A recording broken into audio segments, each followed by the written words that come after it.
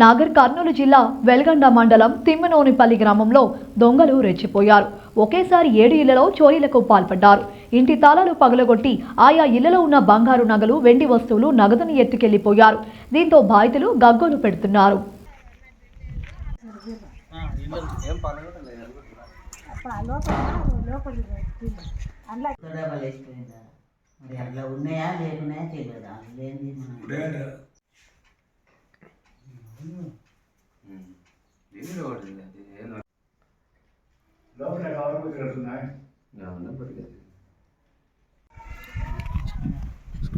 మార్చేసి సరేనా ఏది ఫోటో సార్ ఉండాలి.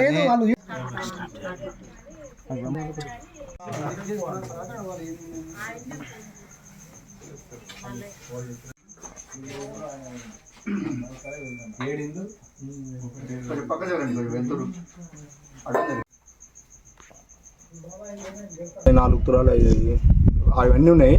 అవి ఉన్నాయా లేవా నేను దాంట్లో అయితే చూడలేదు. అది చాలా బాగుపడ్డారు.